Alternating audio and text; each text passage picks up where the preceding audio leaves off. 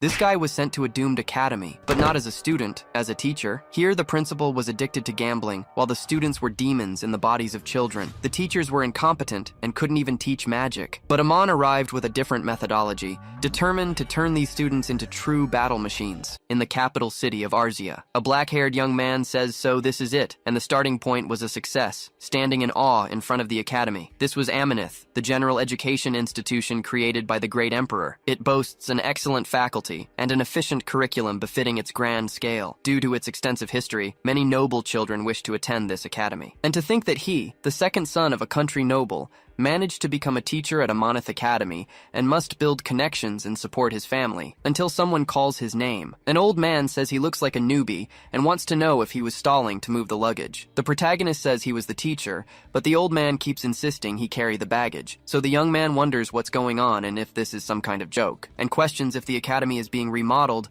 but the old man wants to know what he was talking about, since the academy director's investment went wrong and she lost all her money and went bankrupt. The protagonist says this was the first time he even heard about it, and the old man questions what sense does it make for a worker to know all the details. Amon says he was saying he's a teacher, but he notices something in the corner, wondering how there's a beggar on the school grounds. Judging by how no one is saying anything, he's an employee, and in that case, he'll hand these things over to this guy and bolt, so he calls him and says he shouldn't be doing that there. But the old man gets irritated right away, yelling that this is his book, and Amon questions why. That man says he was a teacher there, and the protagonist is confused about what kind of drunk this is. The teacher tells him to return the book, and the old man questions if he went crazy, since he was stealing things instead of doing what he told him to do, and handed him this box to carry. The teacher orders the thief to return the book. Amon just yells that he was there as a teacher. The misunderstanding was established, and the teacher explains they said the news of the academy's suspension was sent through the portal, but Amon didn't receive it. Anyway, the royal family recommended suspending operations, so most of the students and teachers left. But he shouldn't worry too much. There are still some people remaining there, and it's not like it went completely bankrupt, and Amon thinks anyone proves otherwise. That man presents the teacher's lounge, saying the interior is simple because he stole all his items, and Amon says if he says that one more time, he'll steal again. He seems discouraged with the current state of the academy, but doing this with the office is a bit too much. That teacher replies he was drinking this because it tastes good. Amon gets even more irritated with this, hitting his head with the bottle. The teacher questions what he thinks he's doing. Then the protagonist walks forward. Baron Drake's house, deep in the countryside. It's only a barony in name, since despite the territory in the name, it's nothing more than a small village belonging to a desperate and poor family. His father mobilized all connections to get this position, and the period was 3 years, and if it's not completed, he'll have to pay a fine. Amon looks out the window thinking he thinks he's screwed, but there's still hope since there are 2 students and 2 other teachers left now. Now that things have come to this point, he has to worry about the students, and maybe some heir of a prominent family stayed there. Then he'll be able to make good connections, but contrary to that determination, the 2 students turned out not to be viable targets. Boris, student number 1, says he has nowhere to go back to since his village disappeared 2 years ago. Chloe, the second student, says she came from the Arain Kingdom to study abroad, but that nation fell to ruin after last year's war. Amon thinks this is how his life is going to be, but says he understands and they don't need to worry because the teacher is here. The 2 get emotional right after, hugging him while the protagonist thinks he's screwed, but he calls the 2 right after, wanting to know if that giant caterpillar on the table is something they're raising. They tell him it was their fencing teacher. Amon says he understood, but the teacher calls the newbie, saying the director is looking for him and he should go visit her, and the children should go back if self-study period is over. Amon wonders what the director who hired these crazy teachers looks like, and is going to take a look with his own eyes. In the director's office, Anirel introduces herself right away. Amon does the same and says he's assuming the position today, and thinks she seems pretty normal. And it was a magazine in the elven lineage in her hand. She questions whether between meeting George and stealing slugs, he wants to know which he thinks is better, and Amon talks about stealing tables. The woman says then 10 gold coins on stealing slugs, and Amon questions if it's by any chance a horse racing magazine. Anirel denies it since a noble elf would never be participating in something so barbaric, since it was a slug race. It was recently gaining popularity among elves, and it's a race where giant slugs climb the world tree. They said they're going to host a competition, so she was looking for somewhere to invest, and at that moment some words pass through Amon's mind about the director's investment having gone wrong, so he touches her shoulder, asking if she's putting operational expenses at stake, and Anirel says she can just win and pay it all back. But the protagonist takes the magazine from her, saying she should be asking what she thinks she's doing, taking the academy's operational expenses to gamble, and how can she even call herself a director? They say the odds of winning are low, but Anirel says not to judge a gambler's potential. Amon says she should be thinking about the academy, and if she wants to bet, then she should do it with her own money. And please give it up because he won't tolerate her using operational expenses to make bets. Wanting to know what she was wanting to invest in, and she says in the banana orchard. Dragon bananas are considered a high-quality crop and take 3 years to grow sprouts and 12 to bear fruit, so it takes a long time by human standards. She says if she waits just 15 years, she can earn 10 times the Academy's operational expenses, and the average lifespan of the elven race is over 1,000 years. Eamon repeats about her having said just 15 years, and gets even more irritated with this, yelling that she was an idiot elf. She should just watch because he'll flee this dump of an academy, even if he has to ruin the academy. Later, he returns to the room and announces his name. Anirel tells him to please come in, and questions what business he has to deal with this idiot elf. Eamon says he thought about the investment she was planning as director of this prestigious academy, and she shouldn't have spent so much money on the slug race. If she really put all that money into it, she must have done it for the academy's future, and Anirel says of course. Eamon comments that he was foolish not to have noticed this, and ended up attacking her, and he sincerely apologizes, and Anirel says she'll let it pass this time and he should be careful. The protagonist says that regarding this, he got a little interested in slug racing since it's popular among the wise elves who live for so long. Anirel suggests they watch one together, and Eamon questions about this. Elves are known as a sacred and beautiful race and who live in a village where the world tree is located. This image could be a rumor someone spread around since they're the complete opposite. Eamon thinks they're not elves but wild mountain beasts. Anirel yells right after, but the teacher calls her, wanting to know when this is going to start. The director says it already started, but the protagonist wasn't seeing any difference. From the elves' point of view, it was something completely frantic. Anirel yells that the slug was overtaken. From the humans' point of view, they were just slow slugs climbing up. The protagonist thinks he wants to go home. A narrator says all participants seem to be in good condition, and it's impossible to predict who will win, while Eamon thinks about this, thinking they're slow as hell, and he doesn't even know if this will end today, yelling that participant Hana was falling behind. Eamon thinks he was tired. A few hours later, Anirel says, "This is Super Mom." Her glamorous appearance when she climbed the world tree was still fresh in her memory, and Eamon questions if she bet again. So those numbers must be the betting odds. Anirel asks if he knows why she was keeping an eye on those two, and the protagonist says her perception was sharp with a sarcastic tone. The protagonist says he likes this little guy, and he should bet on him because it's sad to be the weakest. Hana the slug is also a professional who entered the world tree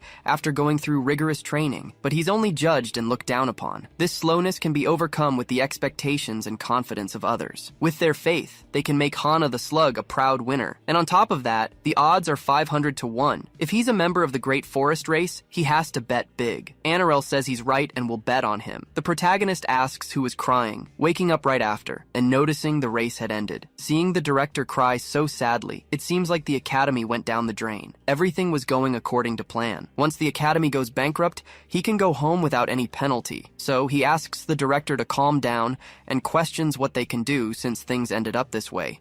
They'll return to the academy and discuss future matters, but the narrator announces that the winner of the race was Hana the slug. Anirel bursts out laughing. The narrator continues that, surprisingly, only one person managed to predict Hana the slug's victory. And that's why Hana the slug himself asked to shake hands with the one who believed in him and should come to the front of the world tree. The protagonist screams in agony after all the scenes of the slug sliming him, completely unresponsive while Anirel is happy. Back at the academy, she says it was an honor, and the protagonist comments that elves die young. But by the way, he wants to know what she'll do with the 5,000 gold she won. Anirel says it'll be used for operational expenses since she's still the director. She wants to make the current decadent academy return to its glory days. Now that they've cut support from the imperial family, they have to raise the expenses themselves. Questioning what she means, Eamon summarizes that she's talking about investing the money. He yells that this idiot elf has completely lost her mind, but he agrees the academy can't be rebuilt by conventional methods. Her investment idea isn't wrong. What matters is where she'll invest. In the Golden Road Commerce, she asks about the blatant temple construction project because it seems good. Eamon replies, it's not that great, since the temple will be built in a newly developed place, and the pagans might get out of control. Anirel says she understands, and Amon continues that he needs to excuse himself for a bit, since he needs to go to the bathroom, going outside and excusing himself, because he's going to invest 2 gold in the blatant temple construction project, thinking that even if the return is low now,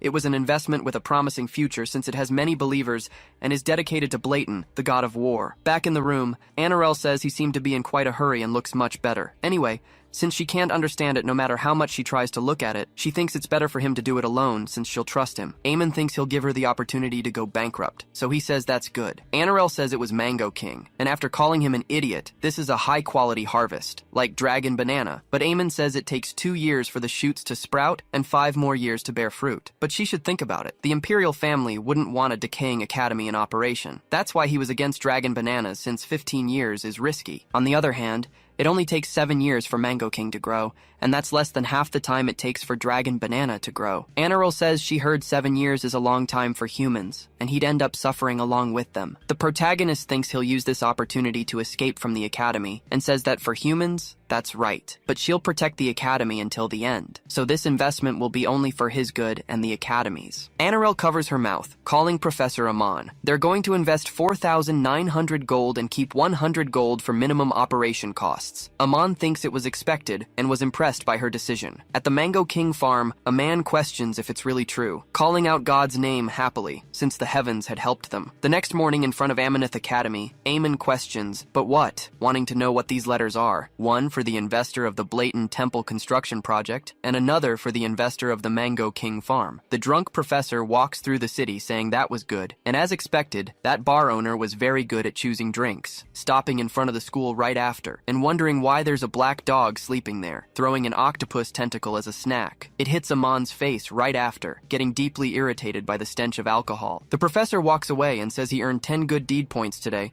so he can have 1 more bottle. Anirel finds Eamon and asks why he was sleeping there, wanting to know why there are sea tentacles there, and says he must be starving. A bit earlier, he read the letter from the farm chief thanking him for showing interest in his Mango King. They developed a method that allows cultivation in 1 year. As a result, they plan to transfer part of their profits for the next 10 years to him, and would like to offer a taste of the Mango King that was produced in the prototype. May only the brightest lights illuminate their path ahead. Eamon says, so this. Seeing the letter from Blatant Temple canceling since due to a rebellion, they went bankrupt. The protagonist becomes completely enraged at losing this money, falling to the ground unconscious right after. Anirel hands him a Mango King smoothie in elf style made with the new prototype that just arrived, and says the professor should have said he was hungry. Eamon asks what she's talking about, but the elf deflects. The protagonist drinks it right after, getting happy because it was extremely delicious, and thinks there's no way the mango business will go bankrupt. It was a big mistake, but Anirel calls him, saying she'll give 1 gold as a special bonus since he played a major role in the slug race and the investment's success. If it were up to her, she'd love to give more, but she can't spend the academy's operational expenses as she pleases. Eamon wonders about this since she was the one who lost everything, but it won't be easy to ruin the academy now that funding has been secured. He was stuck there for 3 years, so saving the academy is the best choice. But he wants to know how he can save the academy when none of its staff are right in the head. Later at a bar, he slams a wine glass on the table. The bartender says that startled him. He'll break the table like that, wanting to know what brings a young man there in broad daylight. Eamon comments that he barely got this position. From his boss to his colleagues, they're all lunatics, and the road will be difficult. The drunk professor recognizes him right after. Amon says they met there and hopes he didn't hear, but the professor says he wants to sit next to him for a moment, as a lunatic. The protagonist says that thinking about it, they didn't introduce themselves. Mario says he was responsible for the magic class, but Amon squeezes his hand hard. Mario yells that no matter how much he hates him, he shouldn't try to crush his hand, but the protagonist says he just shook his hand, thinking about Mario Rumdum because he thinks he's heard that name somewhere. The professor asks why he was sighing so much. Eamon says it's because the academy's future is grim. Mario hugs him and asks if he knows what the academy's role is. The protagonist suggests it's to teach students. That professor says that as long as there are students, the academy's future will never be grim, even if it's just the 2 of them. Eamon calls him Mr. Mario, thinking he speaks well even when dead drunk. Then he comments that it's difficult to operate the academy the way it is, as expected from being without the royal family's support, until a young marine competition offered by the emperor can be seen from afar, and a chief orders to remove that thing since there's an academy that was destroyed. Eamon notices this and thinks a little, since the biggest challenge for Amanith Academy right now is the imperial family's recommendation to suspend operations. But you know what? If they manage to perform well in the competition managed by the emperor himself, he might even withdraw the recommendation to suspend operations. So Eamon rushes to the poster. With the closing of the bar, the old man congratulates everyone for working hard. One of the employees warns that the counter table was cracked. Wondering what kind of bastard broke it, it was Eamon slamming his cup. The protagonist thinks he still has some time left before the competition, so he decided to attend his fellow teacher's classes, calling out to the sunbae, who only responds that she's going to sleep. The protagonist asks her name, and the woman responds that it was Sloth Field. Eamon recognizes that the family leader is a great swordsman, and the family is famous for having only master swordsman descendants, so this person must also be good. Saying it's class time, and Sloth says she understood and to stop poking at her. It's not like she was being paid by a ruined academy, so she doesn't need to work, and comments that he was very strong. Eamon questions why she wouldn't be paid and hands over a bag of gold, informing her that this is Professor Field's weekly salary. Surprisingly, Sloth's skills were very good. Eamon wonders why she's hugging that sleeping bag and if she was hiding food, but Sloth comments that he still doesn't have a subject. The protagonist says the director said it would be good to observe, and personally he'd like to teach history. Sloth thinks it suits him since he doesn't look imposing and has an ordinary physique. Judging by the way he walks and his posture, it doesn't seem like he's been trained in martial arts. Sloth says he seems to have never learned swordsmanship, and Eamon confirms, so the teacher suggests he try to see, but he'd be happy to learn from Sunbae after being smacked on the head by her, while both think it'll be good. Eamon asks if she's going to do this while holding the sleeping bag, and Sloth comments that it's just a light little fight anyway, and thinks she'll win with just one hand against a little chicken. But the protagonist swings his sword at insane speed. Sloth wonders why he's so fast, and didn't even feel traces of mana in his body. But still, he's just a beginner swordsman, and there's no need to get flustered. Throwing the sleeping bag to the side, Eamon advances with another strike, but the teacher loses her balance on top of the sleeping bag, slamming hard on the ground right after. She asks for time and for him not to come near her. Eamon stops the sword in front of her, saying she should have put away the sleeping bag. Sloth calls him a little shit and thinks she doesn't want to use sword aura against a civilian. But since things have reached this point, she'll go the coward's way, and Amon recognizes it immediately. Sloth says it was sword aura, and the protagonist says it was the first time seeing it in real life. He was from the Drake territory of the Arma Mountains. Sloth recognizes they were located at the end of the continent, and Eamon says there's a plain beyond the mountains, and the teacher calls that the Garden of Silence, asking if he walked all the way from the Arma Mountains to there,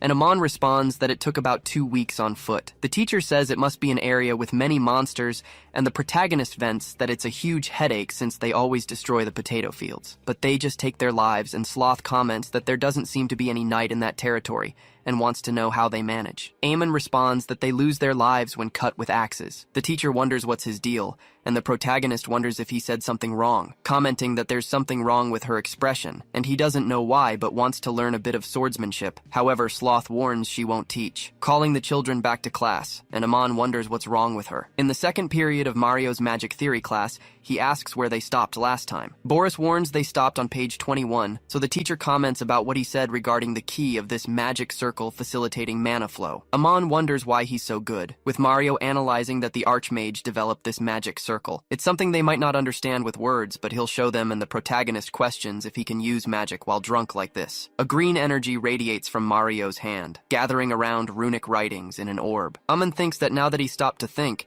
he saw his name. It had appeared in the newspaper before, with Mario demonstrating the type of magic, a mage who belonged to a famous magic tower and single-handedly destroyed an enemy Knight Corps in the final battle. The war hero, Mario Rumdum. At least that's what the article said, and his face resembles the newspaper portrait even though he's old now. And so that's why he can give a great class despite being intoxicated. He'd be perfect if it weren't for his drinking addiction. At that moment, a certain assumption passed through Eamon's mind, since if he can teach so well even while drunk, it would be even better if he weren't. Calling the teacher and says he has a question. Mario thinks it was just when his class was going so well, and just by looking he knows he's up to something. Saying he doesn't want to answer, but the protagonist pulls him. Warning, it was for the sake of his dignity, while Mario tries to argue, but Amon warns the children to take notes. Both follow the master's orders, but they hear screams from afar. Mario questions why he punched his stomach out of nowhere and should respect his elders. The children are scared by what was happening. Mario leaves right after saying this will leave many scars, and he punched his stomach to sober up,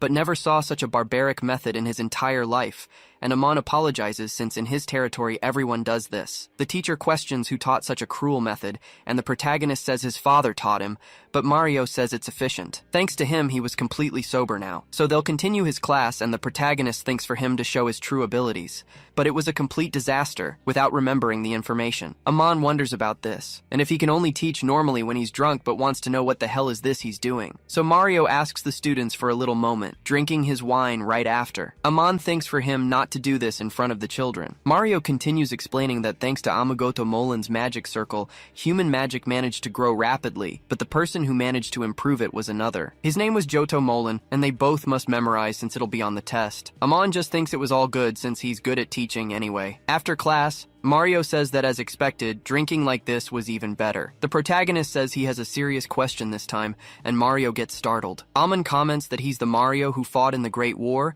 and heard a lot about him, but he has a question about his class just now. Since the corners of the pentagram are the key, but if they follow Johto's version, the efficiency is reduced by half since the trajectory of mana flow is misaligned, so it would be better to simplify the magic circle making the vertices square. Mario questions if he learned magic before, and Eamon responds that his father is a mage, so he knows a bit of magic theory when he was younger. The teacher thinks that something at this level could earn a first-class medal at the Magic Tower, since he can find errors just by looking and plan improvements, shouting that he knows nothing. And he was leaving now, while Amon asks him to wait, wondering what's wrong with him. The swordsmanship and magic classes as teaching quality are definitely satisfactory, and they need special training. He hates to admit it, but the children's abilities are significantly lower than the teachers, and at this rate nobody will win, and they'll be lucky to compete. But anyway, he opens a smile, since the Academy's restaurant was very good, and to think he'd get a birthday meal for such a low price. But he notices the teacher's empty seats. To ease the awkwardness from before, it would be good to sit with his colleagues, but he wants to know why they were avoiding him. Mario says she also agrees. Sloth comments that he said he can take the life of high-risk monsters even without knowing anything,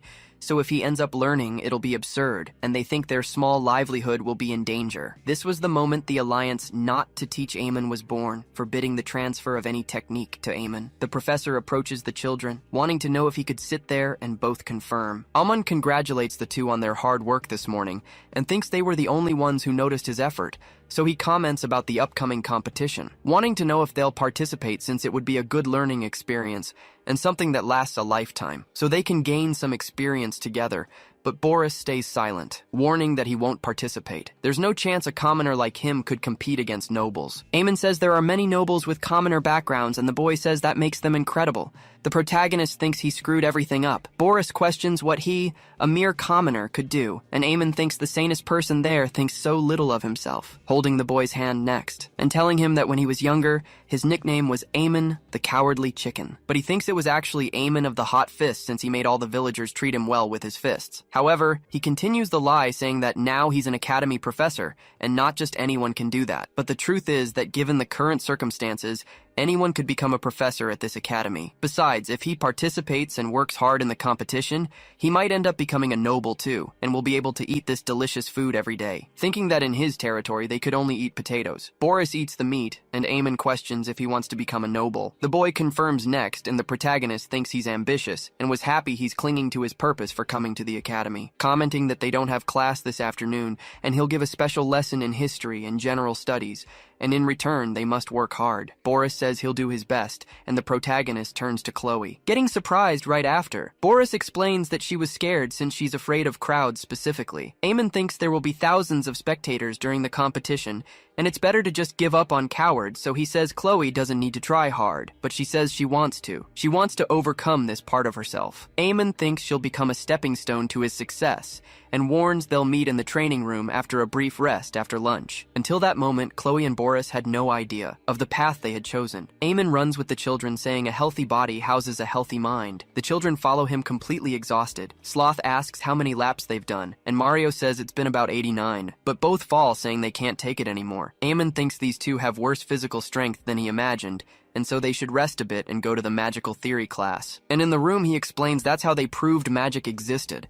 Now he wants to know if they understood everything. The two students comment that it's very difficult, but for Eamon, it was just the basics of magic. Mario says that's not how you teach a class. The protagonist thinks this is the theory he learned when he was just a student, but this is strange and says they'll go back to training to cool their heads, running with the children while saying a healthy body houses a healthy mind. And he was managing to see their feet failing, but tells them to go faster. The two end up defeated on the ground, and the protagonist thinks kids these days are too weak. Mario calls Professor Amon, wanting to know what he's doing there. Amon thinks they finally showed up for class now and were irresponsible, but just says he was helping them train their stamina. Sloth says he made them run 100 laps around the hall, but the protagonist says they should be capable of that since the room is so small. But he also taught some magical theory, and it's magic basics, so he went over some foundations with them. Both think he was making the poor children train like Spartans, and these things would be difficult even for adults to endure, so they need to stop him at any cost. Eamon says they'll continue the class and asks them both to please leave, but both advance with magic and swordsmanship right after, causing an immense crash on the battlefield.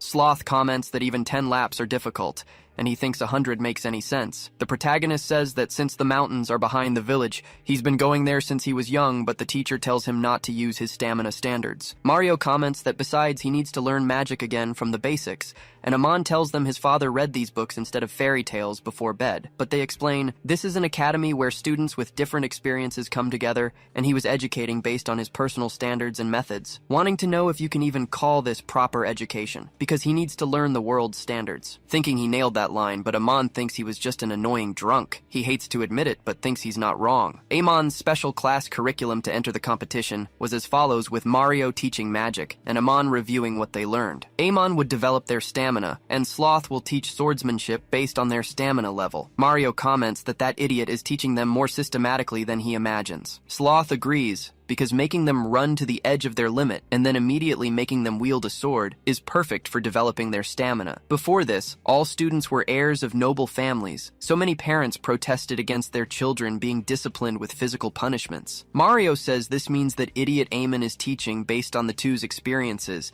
and Sloth says he didn't imagine a noble wouldn't behave that way, but he was just messing around there. Thus, as a result of much physical fitness training, Eamon says they'll do real combat training. The two students became incredible beasts. At the Amur guard post, Mario says there's Mr. Little Tomato there, and guard Tomoth calls Your Excellency, wanting to know what he's doing there. The professor says he came for the educational purpose of his students, and Tomoth recognizes the identification of Marquis Field. The guard says yes, and asks them to enter. Back at the battle area next, a guard introduces himself as Fit. The teachers announce that today's class is a practical duel against the soldiers of the Amur guard. Boris says he wants to go first, and Amon says, as expected, he has a great competitive spirit, asking the guard to be careful, and Fit says not to worry because he'll control his strength. But the protagonist says he was telling him to be careful, and Boris advances toward him, dueling swords with the guard. Boris falls to the ground next. Eamon thinks he likes seeing that, and that's exactly it. The acceleration of the lower body after running dozens of laps, together with the swordsmanship of Marquis Field's house taught by Sloth, and the main technique was missing, but his basics are great. Fit thinks this boy was more agile than he thought according to his small physique, but he sees an opening from him. However, Boris dodges, saying he fooled him, advancing once more toward the guard. Boris maintains his serious expression next,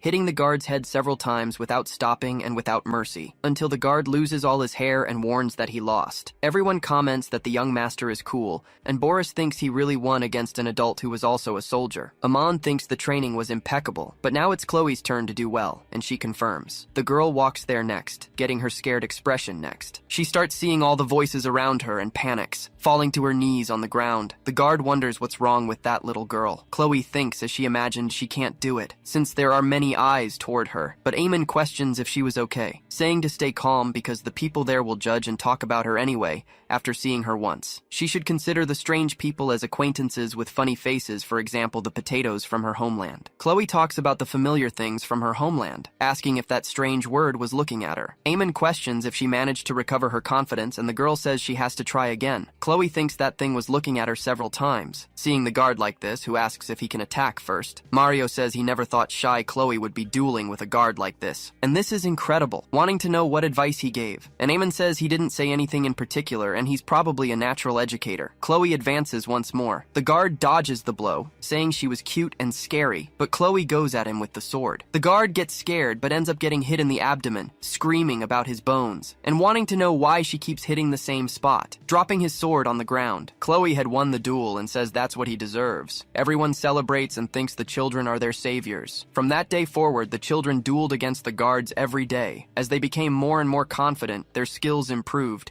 and before they realized it, it was already day one of the competition. Eamon says that since they worked hard, they're going to eat something delicious tonight, and the children celebrate, saying they're going to the arena and only winners can enjoy a delicious meal there. Both are surprised and say the professor can't do something like that. In the arena, people bet against the gladiators. Boris says he's going to tell Sloth he brought them to this place, but Amon says he has her approval and will explain the rules there. The only one is that they'll have to fight barehanded and everything is allowed. Boris argues that they only learned swordsmanship, but Amon questions if he doesn't have a sword. Is he going to sit and twiddle his thumbs? Even in their competition, there's no guarantee they'll fight fairly, touching the boy's head next, and says not to worry too much and trust what he learned and believe in himself. Boris calls Professor Eamon, but thinks he doesn't even believe in what he taught. A man from above asks if they're students, and aside from Viscount Rumdum, he's never seen any of the others before. They were idiots, since this place isn't for little kids. The fight between Egg Crusher and Boris was about to begin. The boy wonders what he should do. He looked really strong,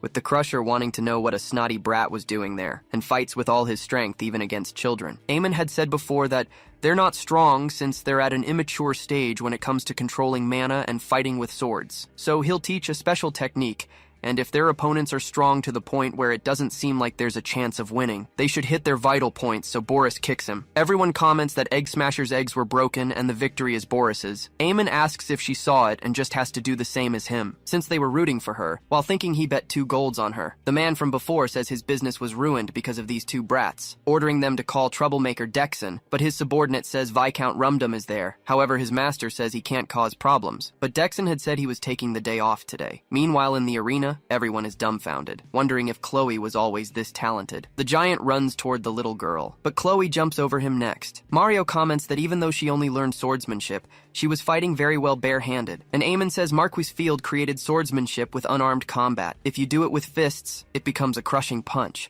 and if you do it with a sword, it becomes a lunging attack, and it seems he knows things very well. Mario questions if he learned swordsmanship with Sloth, but Amon says no, because even when he asked, she said she would never teach. But the protagonist congratulates the good work, saying that to celebrate the victory, it'll be on him today, and Mario questions if him too, but the protagonist says no because he earns more. That man from before says these damn brats will pay dearly if they come back there. Later, Eamon's wallet was empty, wondering how hungry they must have been to completely empty his wallet like that. But he knocks on the door saying he'll get some money for the competition from the director, until he hears a scream, opening the door and asking what happened. Anirel calls Professor Amon and talks about her King Mango, since there's only one left, and thinks it could be a thief, but she can give a reward if he catches him. Meanwhile, Amon was only thinking about what he could earn, so he asks the director to stay calm, jumping and saying he will do his best to catch this thief. So he tries a kick while Anirel asks him to wait, landing a kick to his face. Later, Bless, the vice director of this academy, introduces herself. Eamon says he thought he'd get a reward, but Bless questions that, and he says he didn't recognize her. Bless says she wouldn't imagine she'd experience so many different things the moment she came back, and she'll lose her job just for going on vacation. She's been doing her best to operate things while preventing this idiot from doing stupid things. Eamon questions if she's saying she's been operating this academy until now, but Bless asks how she could trust this idiot elf. Anirel says she wasn't, but Bless wants to know what this entry is in the ledger with a temporary income of 5,000 golds. The director says it was money from a snail race victory. Bless shouts that it's good to have temporary income, but wants to know what if it had gone wrong, and she should be aware of her position as director. If it's just that again, she must be sure to invest in the King Mango farm. Eamon questions why they should invest in the farm, and Bless says considering the leader's letter, it's an investment with a certain rate of return. The reduction of cafeteria staff is fatal, and she must pull up the employee documents. Eamon asks her to wait, since there are only 3 teachers and 2 students, so he wants to know why they should add more cafeteria staff. Bless calls the newbie next, saying that low-quality meals will only decrease the morale of the remaining staff,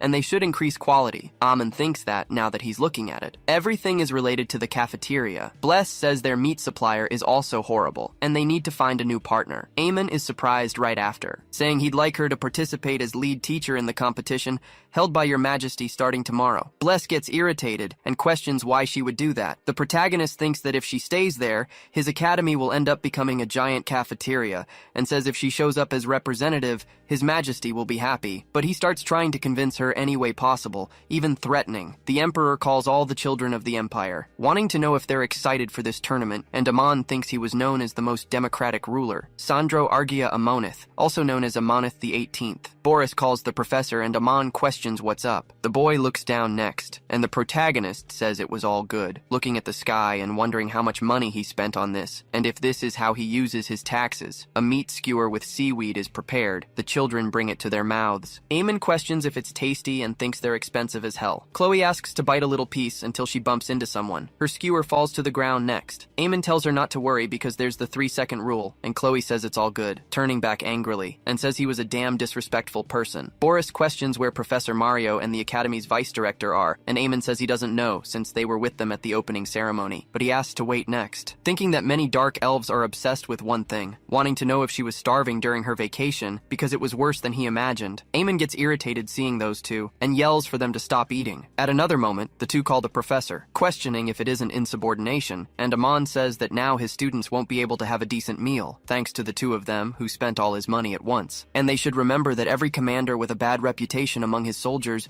loses his life at the hands of his own men. But murder would be a bit much, so he suggests beating them until they're almost lifeless, and Bless asks him to wait, and questions if he knew there's a private betting group inside this competition. Amon bets 6 silver each on Boris and Chloe's victory, that they'll win their first fight, and the organizer hands over the ticket. Thanking them for using his services, the protagonist thinks, not this again, but the two have beaten adults before, and this is a winning bet. The first category of the competition is sword skills, calling the participants to come forward next. Amon thinks he trusts the kids, but they'll starve for the rest of the competition if they lose, plus walk back to the academy on foot. Both walk forward until Boris feels a pain, commenting that it hurts a lot. Result of Amon's special fencing training, with victory going to Chloe, and the competition beginning with that. While Boris was having a fierce fight against a student from a renowned academy, he's pressed just slightly. The audience thinks he's absurdly talented for a commoner. Boris thinks no because his shoulder is hurting more and more. Amon thinks that was the easiest 60 silvers he's ever made, and Boris's odds are 1 to 100 since he's a commoner, and that's way too good to be true. The boy advances right after, going with his characteristic aerial strike. Boris remembers his past when they believed in him,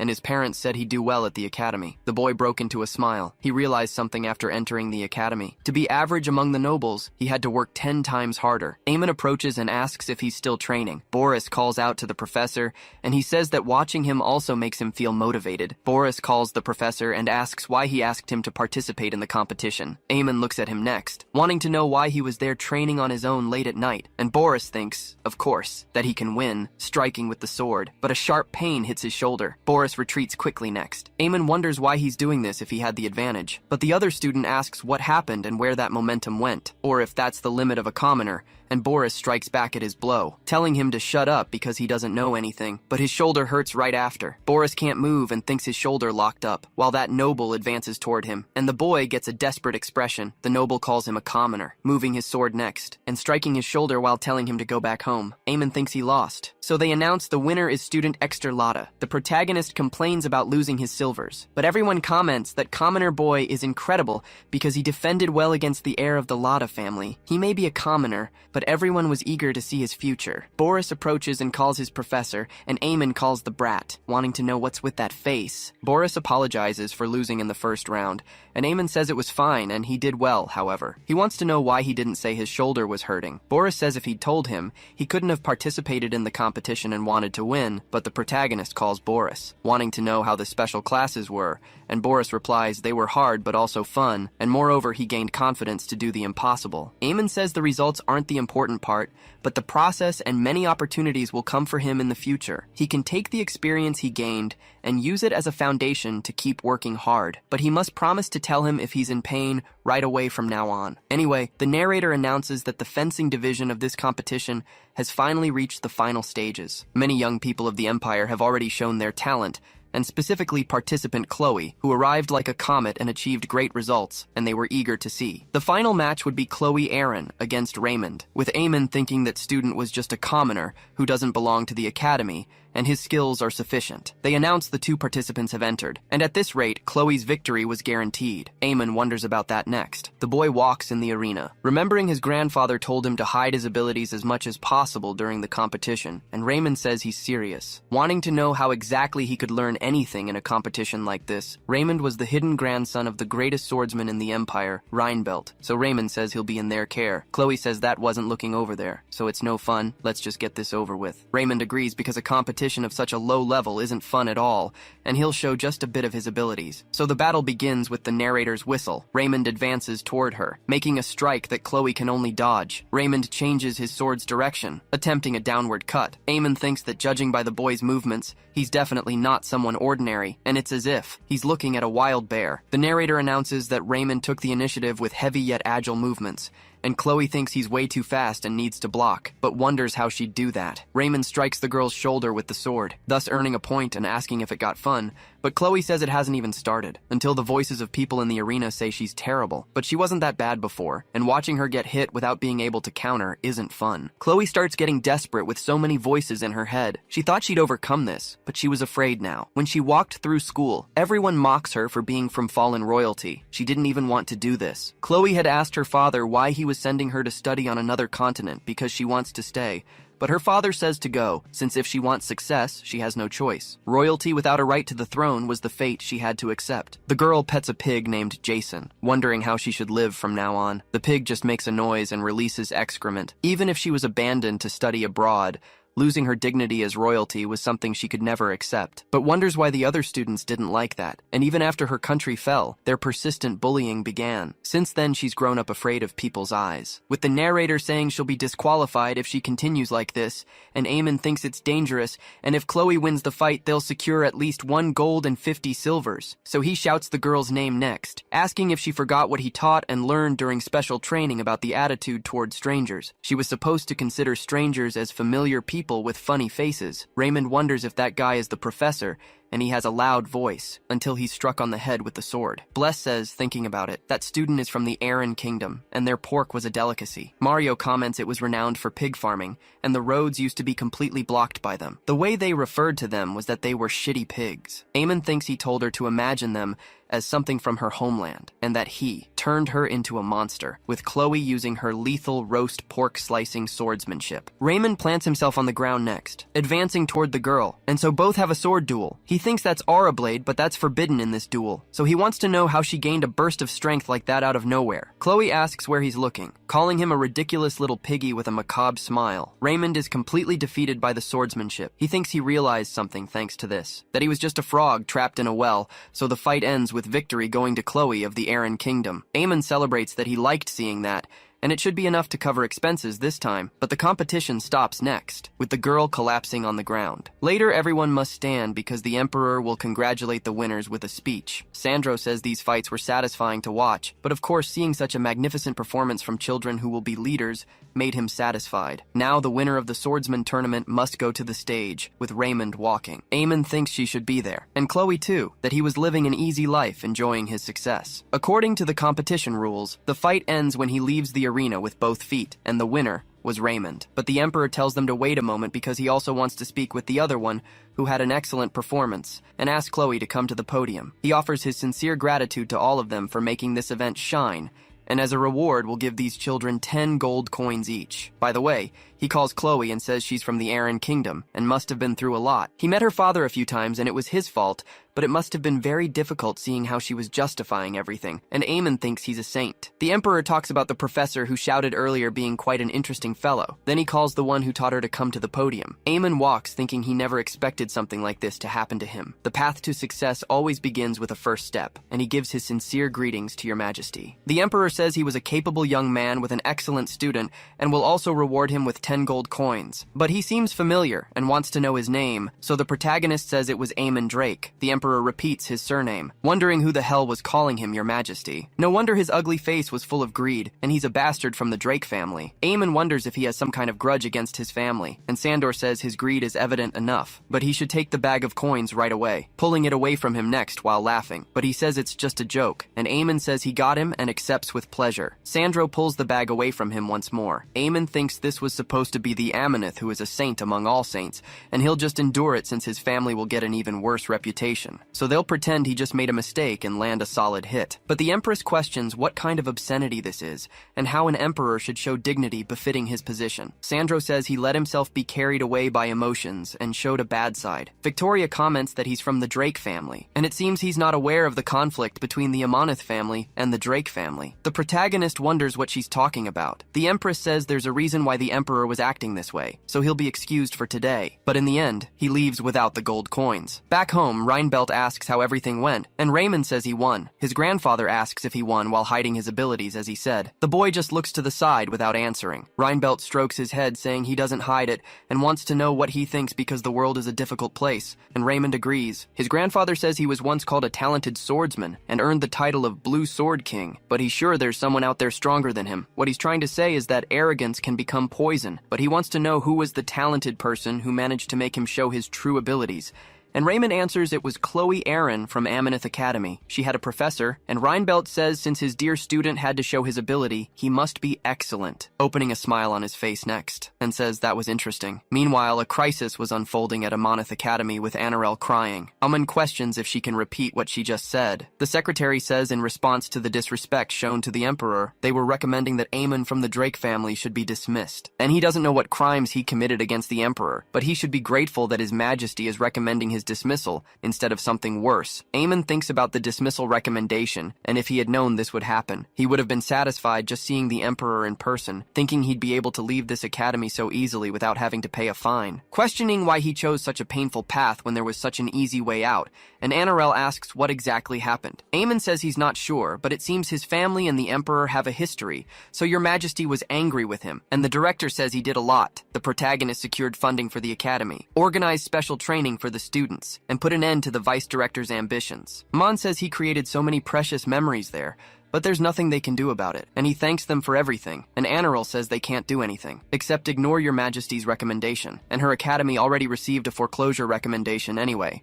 A recommendation is just a recommendation, and as you can see, they're doing very well. Even if they ignore their recommendations, nothing will happen. As the school's director, she finds this totally unacceptable and can't just sit watching an excellent professor like him leaving the school and do nothing. It was too early to give up now, and Amon says this is the perfect time to watch, and Bless appears asking, what's all this commotion there? Questioning about Professor Aemon's dismissal recommendation, and the protagonist says that's right and wants to be dismissed, but she says he can't. Wanting to know how she can dismiss an excellent professor like him, even if it's Your Majesty's recommendation, and she can't do that. Aemon thinks she was doing this on purpose because she knows he wants to be dismissed. Mario opens the door saying a talented professor cannot be dismissed. He'll request from Marquis Willens, the commander of the North, an audience with Your Majesty, and everyone starts talking about various things. Amon shouts that if they don't want to dismiss him, then they should give him some damn rest, and so he gave up his attempt to flee the academy, Aemon's homeland, in the Drake Estates of the Arma Mountains. The protagonist thinks he finally returned. Anarel comments this is the first time she's come here, and so this is what the end of the continent looks like. Mario says it was a beautiful day to drink, and Amon thinks he was together with all these embarrassing people. The day before,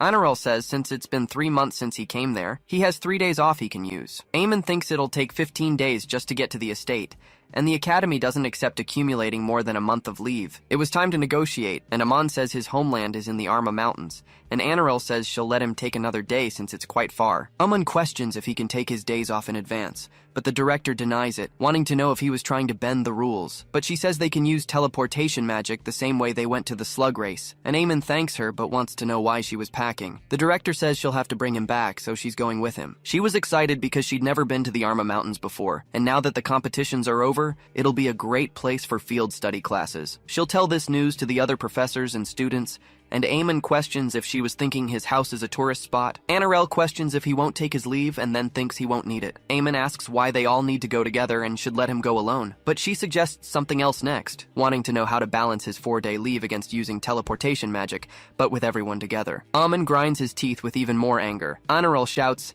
"This place is relaxing," and the protagonist thinks for him it's not. Then his father welcomes everyone. Kym Drake says he hopes they have a comfortable stay in his humble home. Anirel thanks him for his hospitality, and Kym says he doesn't need to thank him, while Mario offers drinks. Eamon thinks his father shouldn't be fooled because what's inside a person is much more important. He has to get these scoundrels away from his father before they become too close. But he calls his father next, and Kym questions what's wrong. Since he was there, he has a question, commenting there's a strange reaction between the Amoniths and the Drakes, and Amon questions about it, so his father comments it was time for him to find out. The Drake family is an indirect lineage of descendants of the Amonith family. Eamon questions why they only have a barony since the Emperor's relatives should have a greater title since even Archduke Orca, who was the Emperor's relative, has one. But his father tells him to read this and he'll understand. These are the records from the time of the first Emperor of the Empire, and it's been quite a while, but they also share blood from the first Emperor. That's why they've been copying all of this for all this time, but there are no records from his father's era, so this is the truth about your family. The protagonist opens the book. In year 1 of the unified imperial era, conversation between Gemery Area and Archduke Drake,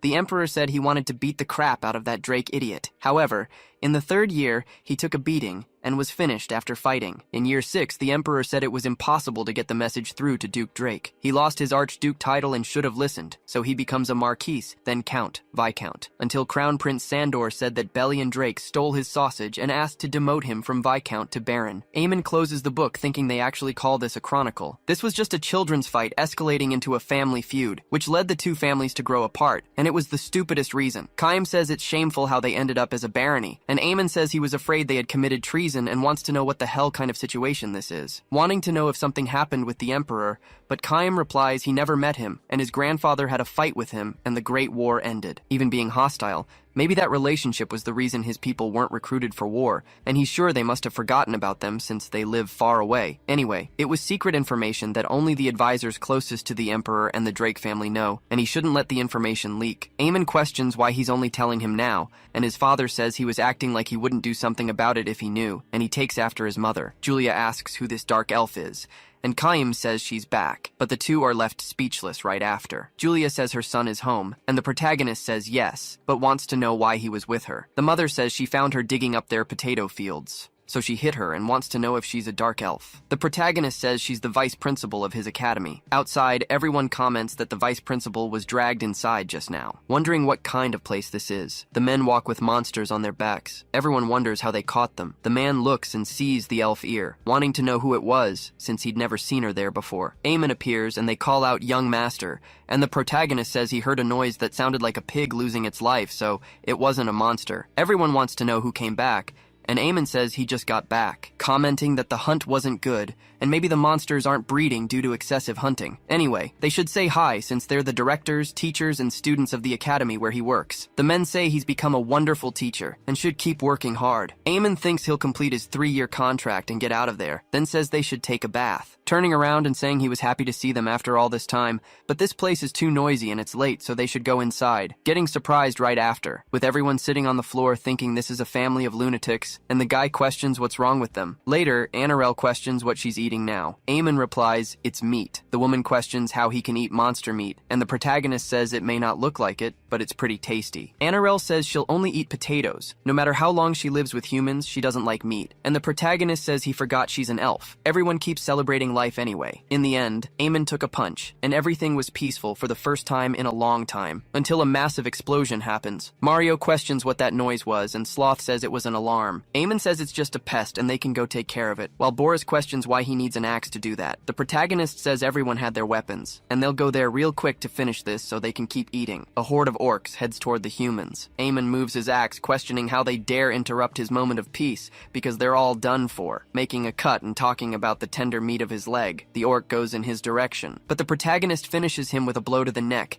Then they keep walking through the monsters. Eamon keeps making cuts non-stop to defeat them all, doing this even with the flying ones. Their wings fall to the ground right after. Mario says he feels like his common sense is crumbling, and Sloth agrees. It was the first time seeing such a savage fight, and Eamon thinks he was feeling tired after moving like this for the first time in a good while. He didn't even learn any real combat techniques, and still manages to fight so well just with his physical abilities and instincts. And as he thought, it was good not to have taught him any sword techniques. Eamon sighs right after, saying it's been a good while since he fought some monsters, so it was quite a workout. Everyone congratulates the young master, and Eamon says his body is all stiff because he was pretty clumsy. This must be the result of having become so complacent while working as a teacher. Mario congratulates the good work, and Amon says it wasn't anything important and they should rest. The professor questions if that was the entire monster wave coming, and the protagonist confirms, but there seems to be one more monster coming that way. It would be a drake, but Mario says that's the family's surname. Eamon yells that he was calling his family monsters. The professor questions if it was the dragon species,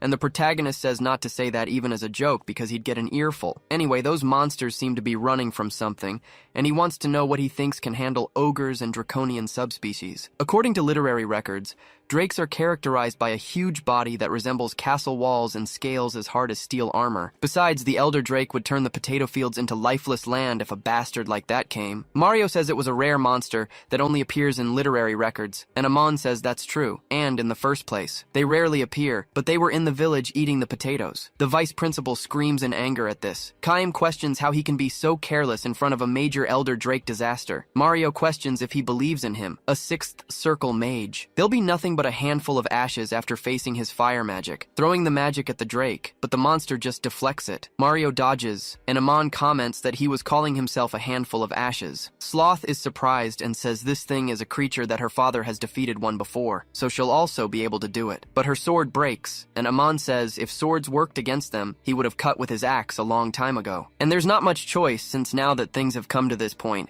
they should gather their forces and exterminate those bastards, holding the body of one of them, and so carrying the elder drake away from there. But they comment that this bastard is still trying to eat the potatoes at this hour, until a voice says it's been a while since he came, but wants to know what all this commotion is. Eamon calls out elder, and the old man says that was expected of him. Gisela says these bastards are causing trouble, and the protagonist confirms, since if he has any strength left over, he can help pull. Then the elder hits the drake on the head, wanting to know what kind of bad behavior this is, and uses the command for him to go back now, so the elder drake starts to flee. Eamon thanks him, and that elder asks if everything was okay at work since he was a little one a while ago, but now he's grown up and is teaching students. But the protagonist introduces his co-workers who are usually like this anyway, and those two right there are the principal and vice principal. The elder comments on the two elves having an important position at the academy, and says he's Casella and asks them to take care of Amon. Anirel panics right after, screaming that he was a dragon and falls to the floor. At home, Anirel questions why there's a black dragon living in a human village. Eamon tells her he's just a neighborhood elder who's been wandering around since he was young, and is also close to his father. And the elder Casella said he's already getting old and sick, so he can't go out much anymore. He doesn't know any other dragons either, so he comes to visit them. He's pretty lonely, and Anirel says he was talking about a dragon like a dog that got kicked out of its pack. Eamon says that anyway, since the property is so chaotic, she should head back to the academy soon because he'll stay to clean up the mess. But he'd like her to stay, because he heard that elves possess a unique magic that helps with the abundant growth of crops. The owner of the King Mango farm wrote about it in a letter, and said she went there on her day off to cast a spell, and that he'd keep it a secret. But if she stays there, fear will drive her crazy, and her hands were shaking non-stop. Eamon says that although she brought the whole academy on a whim, she was trying to leave when things got tough. The director says she can just leave since she has teleportation magic, but the protagonist pretends the elder had arrived and scares her. Then he says he was just kidding, because Casella said he was going to take a walk around the village, but Casella shows up right after that, wanting to know when he'll come back to the property again, and Amon answers he doesn't know since he needs a few more months to gather some days off. Casella says that's perfect because by then he'll have prepared a gift for him, but it was something even more valuable than gold. Later the next day,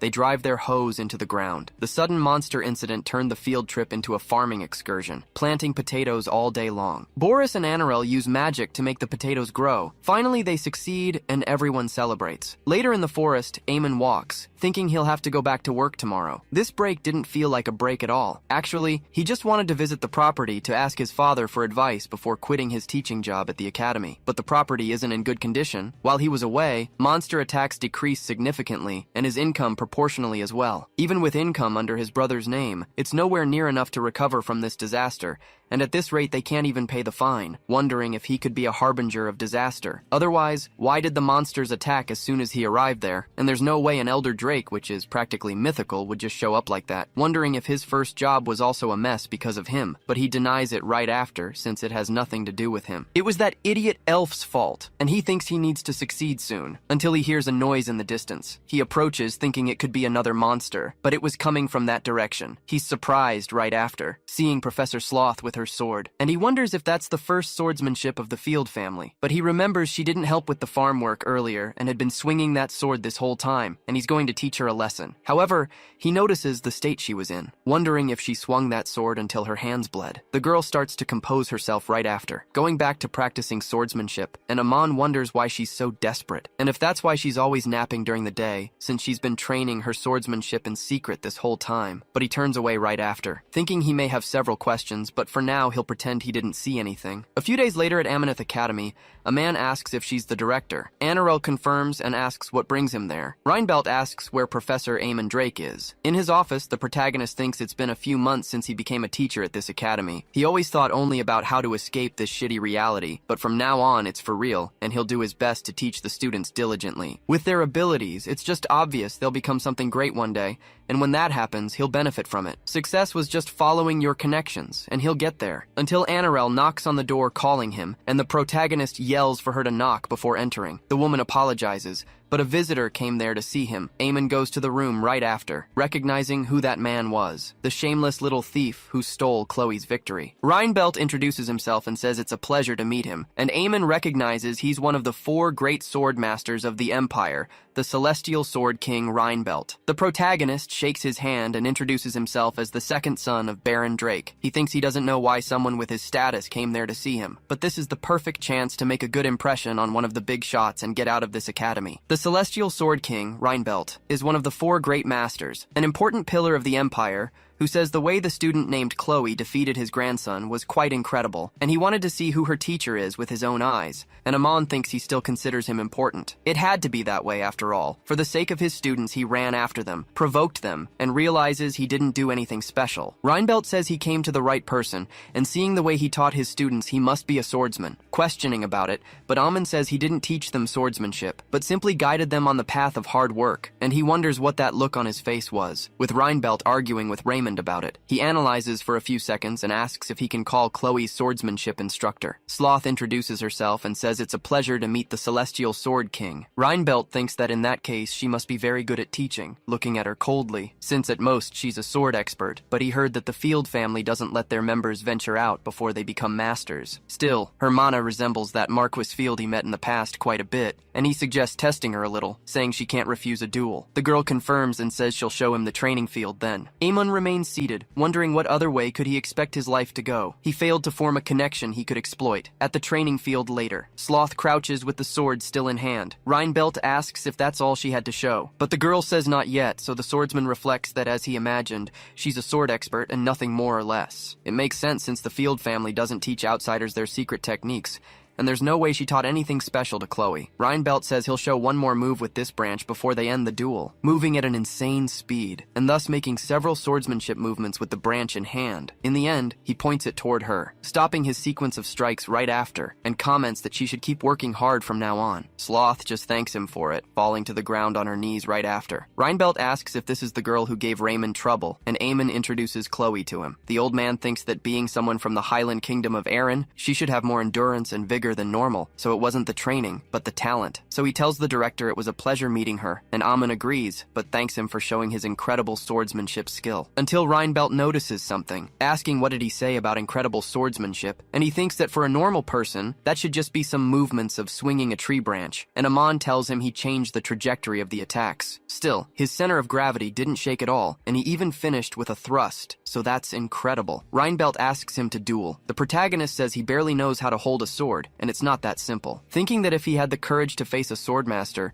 he would have left this hole of a place a long time ago, so he apologizes for disappointing him. Reinbelt starts provoking him, insulting him and Professor Sloth, or even the director's judgment, but Eamon just agrees, warning that he's not the type of person who'll fall for those provocations, and it's better to give up. Reinbelt asks if he was thinking about that, and is he sure his students aren't anything special? But the protagonist advances with a movement when he says that. Chloe and Boris celebrate as Professor Eamon defends them, while the protagonist thinks he lets most things slide, but you don't mess with his livelihood. He moves the stick at maximum speed next, striking the back of Reinbelt's head. Then he puts his hands on his hips, commenting that he can't believe the Heavenly Sword King passed out after being hit by a branch, and that scoundrel was a fraud, while Raymond tries to wake up his grandfather. Eamon grabs him and says they can't let him lose his life even if he is a fraud, and he thinks he might even get a reward for capturing someone who was impersonating the Heavenly Sword King. From afar, Sloth rises slightly, watching the protagonist from a distance with a serious expression. In the teacher's lounge, Anirel questions what the hell he means by reward, since she's met him before. Reinbelt gets up next and the director questions if he just woke up, and she's really sorry and will make sure Eamon receives punishment for his bad behavior,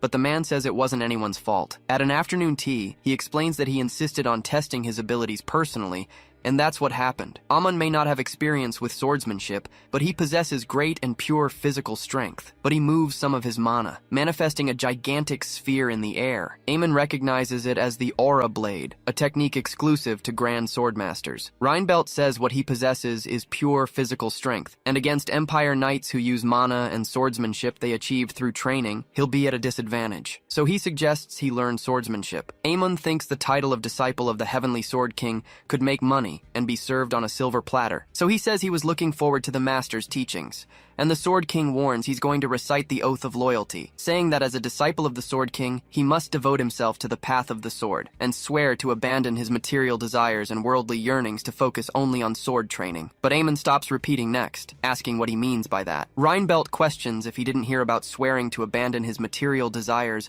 and focus only on sword training. The protagonist questions if he can have some time to think about it, thinking that everything was so chaotic that until now, he hadn't even noticed there was something strange, wanting to know why one of the four great sword kings seemed so dirty. So he questions what his title is out of curiosity. Reinbelt says it was just a little show since the emperor offered a marquee title, but he refused immediately, and Amon gets worked up over that, wanting to know what about his fortune, but the sword king says a small piece of land to swing his sword and a hut to rest is enough. And by the way, if he's his disciple, he shouldn't even dare to keep such desires, or he'll take his life with one strike. Eamon thinks that now that he was stopping to think about it. Raymond had been eating non-stop since he arrived, and he questions if Anirel has more of those crunchy things. So he thinks this old man doesn't even have money to feed his grandson. Besides, he was also dressed like a commoner at the competition, even though he's the disciple of the Grand Swordmaster. Nothing good will come from getting involved with them, so he excuses himself, saying he needs to go to the bathroom while fleeing far away. While he was fleeing, something slides from his pocket. His wallet falls to the ground, at the time to pay the bar tab that totaled 20 coppers. Eamon wonders where it was, and thinks his wallet disappeared, so he suggests putting it on the tab. Back on the academy path,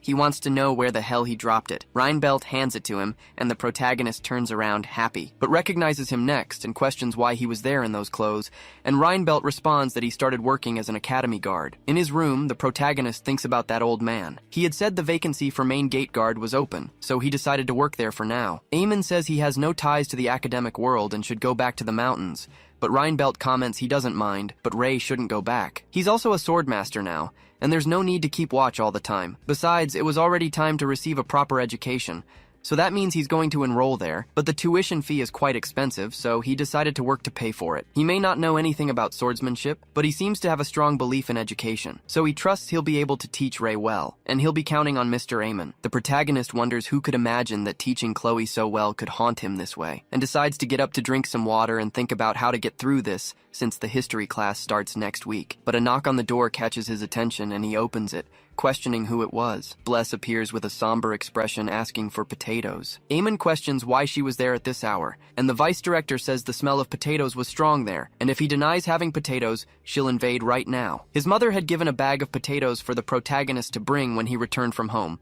and for Amon, This was his sanctuary in the middle of his exhausting life away from home. He can't believe he has to share this sanctuary with the person he likes least there. Until Mario approaches and Eamon says they were cooking potatoes for a snack and he should come. Bless thinks it was one more mouth to feed. Until the director Boris and Chloe appear, and Annarelle says she saw students wandering around at night and was going to scold them, but they said they saw fire in the field. So it turned out it was a potato party, and Bless thinks the number of mouths to feed tripled in no time. Sloth appears, questioning if there's also some for her, and Eamon says there aren't many left. The teacher says it was all right and she doesn't even eat much anyway, but she had just returned from her secret nighttime sword training. Reinbelt and Raymond approach too, wanting to know where that delicious smell was coming from. Bless gets up and shouts for Amon to get all the potatoes right now, or better yet, everything he has there, and the protagonist says he was finding it strange she was quiet and now decided to show up. So he grabs that crazy elf's hair. In the end, he ended up bringing all the potatoes for everyone to eat. Anyway, they just finished cooking and everyone's going to eat. Reinbelt blows a little on the potato as it approaches Raymond's mouth, wondering what this is and what these potatoes are. Bless cries with happiness, and Eamon says they're his region's specialty and he's quite proud of them. Reinbelt says now he understands why he's strong. It was just normal after eating food so dense in mana like this every day,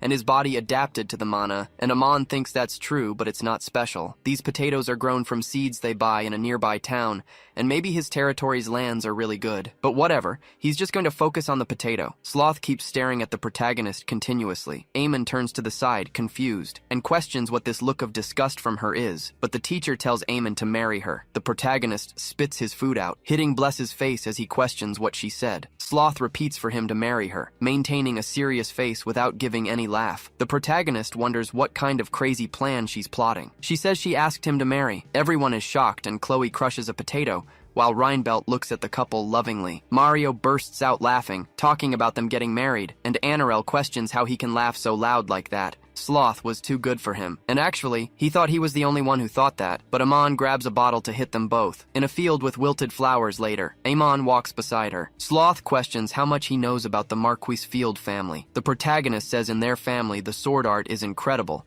and all direct heirs are sword masters, and that's all he knows. But Sloth says there's something else. Her family cares about their reputation, so they don't let anyone leave before they become sword masters. Eamon thinks that based on the sword art she showed, at most, she's a sword specialist. If they don't let anyone below leave, he wants to know how she was there, and Sloth says he must be thinking something like that. But she tells him that actually her family, they always treated her badly, and her whole life, they never cared about her. Eamon thinks he's never seen her make that face before. Sloth questions why he was looking at her like that, and the protagonist says she talks about it like it's nothing. The girl sighs, saying it was fine and she was used to it. No matter how hard she tries, she can't become a sword master, and that's probably why they treated her that way. So the patriarch sent her there. She understood he wanted to act like she didn't exist, and even so, she tried to resist, saying she couldn't disobey the rules, but he said she didn't need to worry about things like that, and after they expelled her, they didn't even look for her. After all, they don't need someone as weak as her, so they probably wanted her to survive on her own. However, while she was eating that potato, she had an epiphany, and thought that if she had more of it,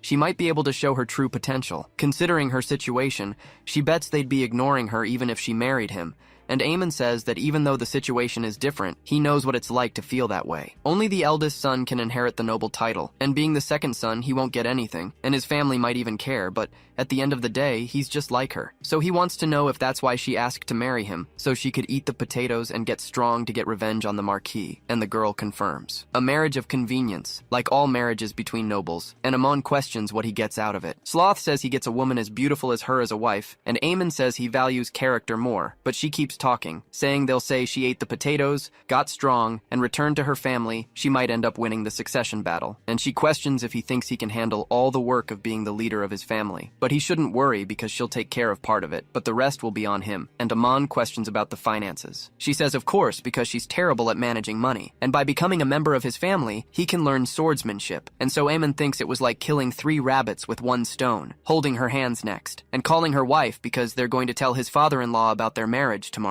The next morning, everything begins. Eamon walks thinking the sun of his life is finally rising, and goodbye to poverty. But anyway, he turns to the side, thinking that Sloth was going to stop by the hairdresser before they left, and she used to sleep in a sack, so he wants to know what would make someone like her want to come. So he starts trying to look through the window. The hairdresser questions what's the problem with the guy outside, since she even put up the closed sign, and Sloth questions if he's wearing a black suit like he's going to a funeral, and he was with her in that case. The woman assumes he's her servant then, and Amon comments that it was taking too long and maybe she lost her life, waiting 3 hours. Until the door opens and the hairdresser questions if there's a problem, and Amon responds wanting to know if she saw a blonde woman with bird's nest hair. Sloth appears asking who has bird's nest hair, and thinks it was almost done, so he should wait a little longer. The protagonist questions who she was, but he recognizes Sloth next, and the girl asks if he didn't recognize her. Thinking it makes a lot of sense, she doesn't usually take care of her appearance, but when she does, there's a huge difference. Amon thinks they're in the same boat, and he should at least try to get along with her. So he says that thinking about it, she only did her hair and put on makeup, so it's not surprising, since she's naturally beautiful. The hairdresser asks the servant to excuse them a bit because she hasn't finished her work yet, but Sloth tells her he's actually her fiancé, and the woman apologizes. Amon gets irritated hearing that. Sloth's smile, in his view, was mockery, so he thinks that just because she looks pretty doesn't mean her personality has improved. In the city of Lingsley, Sloth tells him this city was under her father's rule, Batista Lingsley Field, and to think that before being expelled from the family,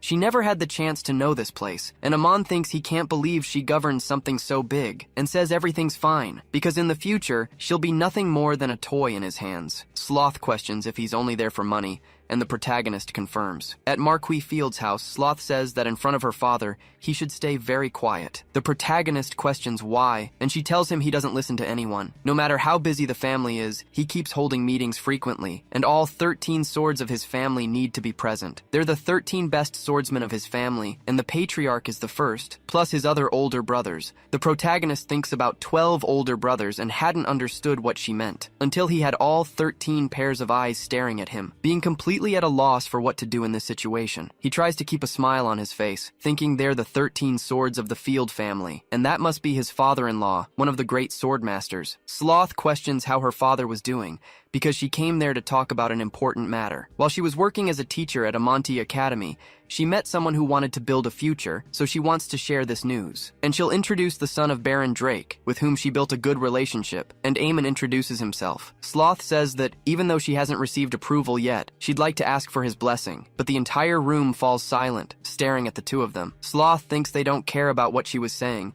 and so the words of the weak don't even deserve to be heard, wondering if she's that unwanted in this family. So she grits her teeth next, turning to leave the room. Amon wonders why she was doing this, and if she leaves, she'll leave him alone. Batista puts his cigar in the ashtray and questions if he's Amon from the Drake Barony, and understands, ordering Lanslow to go toward him. So the youngest tries an attack. The protagonist asks why he's doing this suddenly. Lanslow says he'll fulfill his wish for the Drake Barony. Amon wonders what he should do since he came there to get approval for his marriage. So hitting him could be an act of self-defense. Everyone comments that he knocked out Lanslow with just one blow, but he's the weakest among them. Anyway, now it was Canslow's turn, but he's also taken down in one hit. Benslow, the 11th sword, would fight, but he's thrown far away. A guy says they should use swords, but Batista responds no, because they can't show their noble art of the sword to someone like him. Then a lollipop falls to the ground next. Amon says of course he's faster, but Batista calls Amon, and the protagonist suddenly feels murderous intent. The old man asks how he dares knock down 4 of the Field family's elite knights with a single blow, and he should be prepared to lose his life. If he has a last word, he'll listen, and Amon thinks he's huge, but he questions why he was doing this to him, and it's a question. Batista questions if he really doesn't know what he did wrong, and the protagonist asks him to tell. So the Marquis clenches his fist, asking how he dares deceive his beautiful and beloved daughter with his nefarious schemes and still claim he knows nothing. Amon raises his head and questions about that. All the others say the same thing, saying that every time they see their sister, they freeze because she's adorable. Amon thinks these people might be. They were silent earlier only because they froze in Sloth's presence, commenting that she was even more beautiful than before. Sloth opens the door upright. The protagonist asks where she was. The girl calls her father and her brothers, saying she heard the things they said from outside, so she didn't know what they really felt about her. The Marquis goes toward his daughter, then hugs her next, apologizing for creating this misunderstanding, and Sloth says everything was fine, and from now on, she'll do her best. But her father says she doesn't need to try so hard, since if she's healthy, that's enough. Amon watches this from afar, crying, and decides to just raise his head to look cooler. The ambitious marriage proposal was forgotten after the family shared their feelings, and he had to return to his daily routine. On the way, Amon asks why she came back to the academy since she could have just stayed at the estate now that there's no more misunderstanding, but she says no. Her parents and siblings want her to walk the path of the sword and let her go because they want her to live freely. But still, she wants to keep walking her own path. And by the way, when she left, her younger brother gave her a letter telling her to come home more often. However, she wants to know why the protagonist seems so down, and Eamon says his path to success was completely annihilated. They say once a dragon shakes your heart, you'll feel awful seeing your chance at success ripped away. But Sloth smacks him on the head. In the director's office, she analyzes a letter, wondering if she should tell Professor Amon about this. The protagonist tells her they visited the field marquee, and it turned out everything was a misunderstanding, which is why it's important to communicate. But he wants to know what happened and why she was so sad. Anirel tells him, and this startles the protagonist, who questions about the King Mango farm going bankrupt, and it was because of the same Earth dance. Eamon questions how he's going to compensate them, and the director says it's all fine as long as there's no proof linking that phenomenon to the traditional elven dance. And even with his 400 gold remaining, he can find another investment, and Eamon says that's nothing compared to what they had when he joined, and he shouldn't even start with the snail racing talk, but the director says they only happen once every 10 years. Eamon says he wants to know what it is, and the director tells him about unicorn racing. The protagonist strikes her head saying she never changes. The director suggests they invest in this new substance that was recently discovered, and Eamon questions this, grabbing the magazine, saying as if digging something out of the ground is a big deal, wanting to know if he'll be associated with all businesses when its value is assessed in the future, and it's because they know it's nonsense, and the owner even gave it a bizarre name. There's no decent investment in this so-called oil, and he might as well think of another plan instead of trying to increase his earnings, and they'll focus on the main problem. The Academy was an educational institute and encourages caring for the young blood of the Empire, so every year they should give generous support to the Academy. Anirel says that since they recommended closing the Academy, they won't get any of that, and Eamon says that's why he needs help. He heard she's an old friend of His Majesty, so there's a way out. Bribe the Emperor to keep the Academy open. Anirel questions if he thinks everyone is like her, and Amon says she must know what the Emperor likes and dislikes, while Raymond watches this from afar, wondering if his academy is going to fail. In the castle room, Sandro recognizes the famous dragon Bananas, and questions why give such a valuable gift, and Anirel says they're friends, but Sandro says that by her face, it seems she wants something different, like for example, negotiating the cancellation of the Academy's suspension of operations recommendation. Actually, he was thinking about their relationship and wanted to avoid the suspension, but considering past incidents, he couldn't decide this alone, but he notices something next, commenting that he's seen the children somewhere before and wants to know if they were the ones who participated in the last competition and were from a Moneth Academy, but then he'll accept this. Considering the incredible feats of these students, he'll speak with the Prime Minister about the suspension recommendation. Anirel thanks him, and he says you're welcome, but he smells something next, coming out through the floor, crawling that thing, and he thinks about this next. Outside, Eamon wonders how things are going. That elf may not have much of a silver tongue, but she should manage to remove the suspension recommendation if she keeps insisting, and he may be a bit dramatic when he sees a drake, but he's wise. Then the king opens the door, saying he found him. That's why he could smell the disgusting stench of the drakes, and he was the big shot of it all. It was he who deceived and pressured Princess Anirel to cancel the suspension recommendation, and Eamon says he just did his job as an academy professor. He should leave his feelings out of business. And he asks to leave feelings out of business because the Drake family's ignorance and this matter have nothing to do with each other. They showed in the competition that they have the ability to raise children who might be of interest to him, but the Academy's current situation is deplorable. The children have to go hungry because of the Academy's bankruptcy, and the lack of funds is killing the Academy's programming, and they don't have the basics for classes. Before being a member of the Drake family, he's an educator, and the fact that the Academy's poverty is the reason students go hungry and have no access to education enrages him. Calling Your Majesty, he begs from the bottom of his heart to be generous and withdraw the Academy's suspension recommendation. Eamon thinks it was a success since he cried, and used the belief of a teacher's desperation for his students,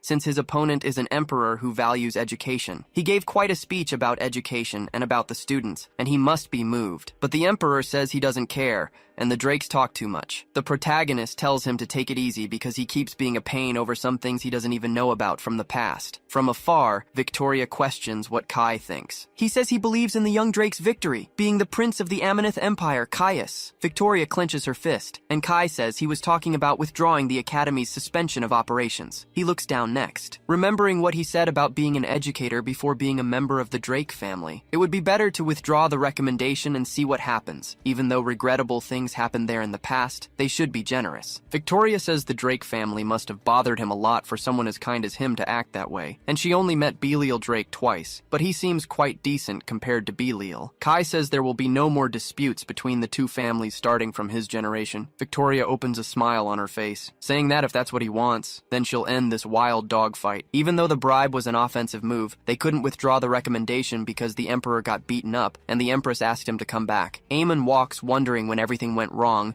and warns they're going to class. But he's surprised right after, asking what doll that is with Raymond. But the boy replies it's not a doll, and the protagonist questions what he means. Raymond caresses the doll's head, saying that this is actually him. The protagonist is completely startled by this sentence. Outside, Reinbelt was sweeping the floor. The protagonist calls the old man next. Reinbelt questions if he's finally going to become his disciple, and the protagonist says his grandson went crazy. The man questions if that's how young people today call others to a duel, and Eamon says no, because he's hugging a doll and saying it's him. Reinbelt says so it was because of that, and Raymond has a serious case of Prince syndrome. Eamon questions why he's not carrying a mirror around, and Reinbelt tells him that in the beginning it was a mirror, but one day he made a doll that was a perfect replica of himself, and then started carrying it around. He even made a new one when he grew up and tried to take it from him politely, but he threw a tantrum until he couldn't anymore. Eamon says he wasn't carrying one during the competition and told him to hide his abilities and identity at the time to try to fix his illness. Reinbelt says he actually enrolled him there because he has a little hope, touching his hand on his shoulder next, and saying that the hope is him, and Amon questions why so suddenly. Reinbelt explains that he defeated him with one blow, being a swordmaster, and he's capable of training an ordinary student like Chloe to compete equally against Ray, and he thinks a great teacher like him can put him on the right path. Eamon thinks he feels unnecessary pressure was placed on his shoulders, and he thinks a great teacher like him can put Ray on the right path, and he can't even fix the Academy's finances. But Raymond calls Mr. Eamon. The protagonist says he can't go around shoving a doll in other people's faces, and the boy apologizes for scaring him, and questions if the Academy is going through difficulties, and he already knew about this. Eamon says the adults will handle it, and they just need to focus on their studies, but he says he has an idea. They're going to open an exhibition for his doll. The protagonist questions this, and Raymond says it'll be packed with people wanting to see his doll. There are many empty rooms so they can borrow one and invite people and sell copies of the doll. After hearing Ray's grand plan, Eamon was certain. Later, a duck hunts a fish. After that fateful day at the plaza, Raymond started showing up at weird hours and pressuring Eamon for an answer. He hadn't even considered anything but had no choice but to accept. Raymond says he can do it without any money and just needs the room, and since he said that, they make the posters. Eamon comments that this brat even made flyers and is taking this pretty seriously. Anyway, half the Academy's rooms are empty and it doesn't matter what he does. So let's take a look at what he prepared. Screaming in fear right after. Hundreds of thousands of Raymond's dolls were scattered everywhere. Eamon questions what this is, and Raymond calls him. The protagonist runs off screaming that it was a ghost. Raymond says he was rude for calling him a ghost. In the city of Amur, the flyers fly. Some nobles toast, asking if he's heard. It seems Amanith Academy is going to do an exhibition, and they can't wait to see what pieces they'll exhibit. Reinbelt the next day is surprised, wanting to know what was happening there with people at the gate wanting to know where the exhibition was. Eamon questions who all these people are, and Reinbelt calls his name, saying he was just going to look for him because this was at the guard post and wants to know if he knows anything. Eamon explains the whole situation and asks what to do with all these people since the two of them can't control everyone. Reinbelt questions where are the other teachers, and Amon says don't even mention it. All the teachers went out to enjoy life, the vice principal doesn't support anything he does,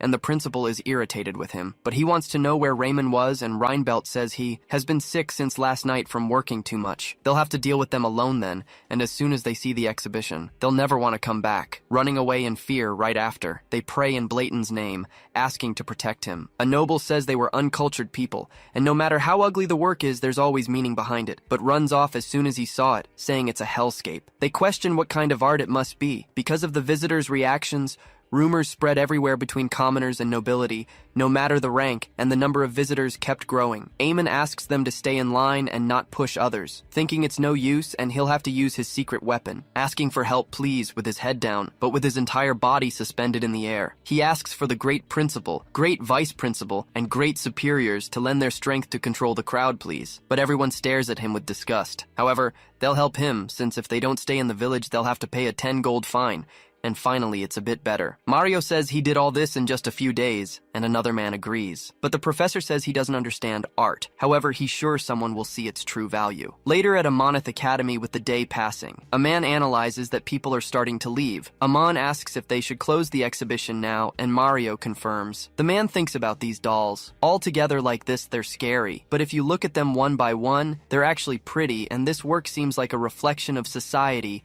trapped in fake smiles and charm. Eamon warns he's going to close, and the man questions how much this doll costs. The protagonist says it was 1 silver, and the price is kind of high, but part of the money raised will help students in need and their academy. Outside at dusk, Mario questions how much the exhibition made today, and the protagonist answers nothing. An entry fee or some sale would have raised some money, but entry was free and nobody bought absolutely anything. Annarelle says Raymond must have been so upset about this, with the boy saying these idiots don't understand his sophisticated art. Eamon agrees since they're people with very low intellect, and Raymond agrees since he ran away when he saw his work. It was his chance to spread his beauty to the world, and now he'll have to do another exhibition using 2 buildings this time. Eamon thinks that these last few days. Raymond made a bunch of dolls and still didn't sleep even once during his classes. Besides, the quality of each doll was quite impressive. Not to mention those creepy eyes they had. He didn't pay much attention, thinking it was just from being good with his hands, since he's a swordsman. But what's this whole obsession with the exhibition about? Eamon says he even fainted from working so hard on this, and is still trying to keep up with studies and let the adults handle the academy's financial problems. He doesn't need to try so hard since he's a student. But Raymond calls Mr. Amon, saying this is the most comfortable life he's ever had, and in the mountains he had to do everything alone. Food, clothes, friends. He wanted to take care of everything himself. Of this life he has now. Eamon thinks about the student's answer. Later he walks thinking that stopping to analyze, he only wanted this academy to end because he has a home to return to. But the children there have nowhere to return to, since each of them has a tragic past anyway. Until a voice questions how he's been. Sloth says there's no better bed than the teacher's desk, and all the bags she had with her were donations from her family that sent them to the academy. Until Annarelle approaches calling everyone, because the Emperor agreed to withdraw the suspension recommendation, and besides that, his mental financial support also returned. Reinbelt says that's not all, and a gentleman was moved by Raymond's exhibition, and he'll donate to the academy so Raymond can keep focusing on his art. Eamon questions if the other two have good news, but Mario says no and just came running, and Bless says he was hungry. Anyway, that was it, and now they're going to throw him in the air to express their gratitude, saying his unity reigns forever and is resilient. In short, he's a sucker for continuing to put up with this. Eamon thinks he was supposed to be happy about this, and Amonith Academy was officially back. It's been 6 months since they assigned him to the academy, and the financial problems were fixed and he could live peacefully, but he questions what is this. Annarelle says it was the exchange competition. It's a competition where various academies, supervised by the royal family, compete in various fields. The academy will receive a trophy from the royal family, and it's also a chance to let the academies compete every year to expand. Mario says now that the suspension recommendation was removed, they have to participate in the exchange competition, and Ammon is against it. He comments it's not the right time, and unlike the tournament, the exchange competition has many more categories, and even the smallest academies have hundreds of students. Annarelle denies this since they already signed up, and Eamon questions what's the meeting for then. Mario holds him saying it could be a good experience, but the guy gets irritated saying taking a beating won't be good. The professor says his students did well in the other tournament, and manages at least in the magic and swords sector. Eamon just accepts irritated afterward, wanting to know which academy she challenged for the competition. In another place, a man bursts into laughter, saying it was a joke since the ruined academy recently reopened, and they still have the nerve to challenge Bestrick Academy, the best in the Empire. It was time to settle old disputes between the academies and beat his personal record too. Back at Amonith, the protagonist bangs his head on the table saying they're screwed. His academy is going to compete against the best academy in the Empire, and it's not even possible. They have thousands of students and hundreds of teachers, and not just the numbers, all the graduates from there are high-level mages and knights in the nobility. It was like throwing an egg at a rock, but Mario asks him to listen. Even though there are rumors that his academy reopened, most people still think they're in the shit, and if he does well during the exchange competition. Eamon completes that lots of people will want to enter, and Mario confirms. If they win the exchange competition, news of their victory will spread and they'll return to their former glory, but Eamon comments that it's not just a matter of time. Anyway, you could understand the director's intentions, since she wants to revive the academy academy as quickly as possible, and they're going to try, opening a smile on his face because it won't be him who's going to suffer. Boris almost faints while studying. The protagonist taps him with a stick, telling him to wake up, and the guy says he didn't even close his eyes. So he keeps telling them to read the dissertation, and Boris comments that he's way too cruel. Eamon says he needs to hold on because he'll be able to eat as much as he wants. Besides, Chloe needs to stay focused, with the girl talking about how the Bastrode family technique focuses on power. He calls Raymond last, and the guy says he was studying, but the protagonist says he can take it easy. The guy questions if he's going to participate in the swordsman event, but the protagonist says it was a different category. But they must keep reading because especially Chloe and Boris can't leave until they finish reading everything. Boris and Chloe are immersed in the amount of papers, while the protagonist repeats his saying. The weight of the exhibition tournament was starting to return. On the day of the Inter-Academy Exchange Tournament, both stare at each other head-on. Director Benjamin says that Anirel hasn't changed at all even after so much time, and she says it's because she's an elf, but she thought he would have already died of old age. Benjamin analyzes everyone there with extreme coldness, wanting to know if these are the students who are going to participate in the exchange because it seemed like a joke, and the professors aren't much better than that. Benjamin says he envies the Academy's talents, and Anirel responds that it seems his wrinkled eyes are good for something, so they keep arguing, and Amon thinks that she was going on the offensive and doesn't even seem like the director he knows. Mario recognizes someone next. Aspatal Zonasir was a famous magic swordsman from his magic tower who announces he's the Imperial Supervisor. It seemed that both academies were already present, so the exchange competition should begin. The first round will be about magic theory and magic circle construction, and students from both academies must step forward. On Besteric's side, the crowd cheers for Delmond. Unlike the exhibition competition, they only had 4 days to prepare for the exchange competition, and so he had to go all out during preparation. But they're a very prestigious academy, and not even the first opponent is easy, with Anirel telling that he's known for his beauty and magical abilities. Delmond wonders if this is his opponent. Magic was a discipline linked to talent and blood, but he looks more like a commoner of nothing, introducing himself as Meyer Delmond from Bestrick Academy, and Boris does the same. Aspatal says that in this round they'll construct a magic circle,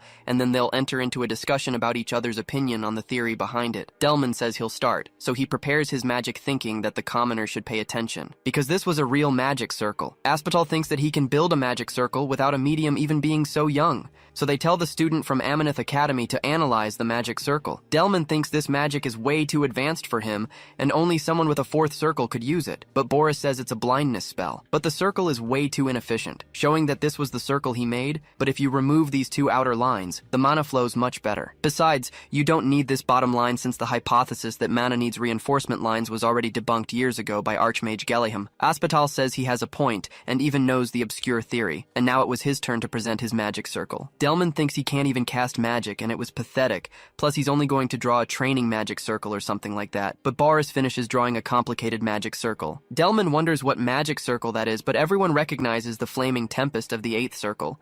That kid made an incredibly complex circle on the spot, and even a mid-level mage would have difficulty with that, wondering if he memorized the magic circle, but the protagonist thinks yes because he crammed it in at the last minute. Boris questions what that drink is, and Eamon tells him it's a secret tea recipe from Vice Director Bless's tribe. The guy questions what this is, and the protagonist says it was an anti-sleep drug, and the magic of remembering badly for a long time. The next day, he celebrates that Boris finally read all the research papers. The victory of the first round went to Boris from Amanith Academy. Aspatal says he'll remember his name, and after graduating he should look for Brayling from the Imperial Court, handing an amulet into his hand next. The director celebrates, and Amon says he was proud of him. Anirel explains that this brooch is a symbol of court recruitment, and he secured a position as an Imperial mage after graduation. Eamon puts his hand on his head, asking if he hadn't told him. If he holds on a little longer, he'll eat all the meat he wants. Boris starts crying next, hugging his teacher tightly. Amon is surprised by this, picking him up since the guy had fainted in his arms, and repeats mentally about Imperial mage. Thinking he was a lucky kid, and while he was rotting in this end of the world,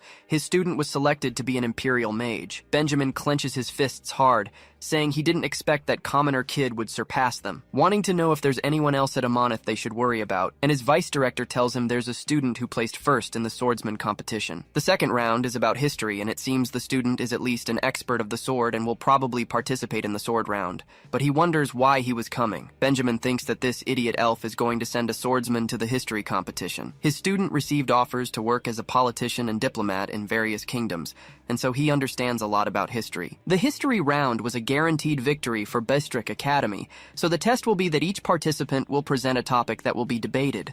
So since Amanith Academy won the first round, they should present their discussion topic, please, and Raymond questions what's the meaning of the Marquise's rebellion. But the entire audience makes a commotion next, wondering what kind of topic that is and if he's an Academy student. But Eamon thinks this idiot started with such a simple topic. That nerd student starts talking so much that it becomes boring even for the narrator to try to read what it was, and Aspital questions if Raymond has any opinion. But now John chooses the next topic and the nerd thinks he's going to shut him up, saying that in the territories outside the Empire where Duke Everglow and the Grand Duchy share a border, there was a recent incident and he'd like to discuss the conflicts. Mario says he chose a very complicated subject, and Eamon agrees since there are several political factors involved. Bestrick Academy has access to various resources and the latest news, but on the other hand, Amanith just overcame financial difficulties and only has access to old books. So the difference in quality was glaring, and the guy says this one's difficult, wanting to know if he can specify which incident he was talking about, because he mentioned a recent incident and could be referring to the battle between the common army and mercenaries in the neutral zone,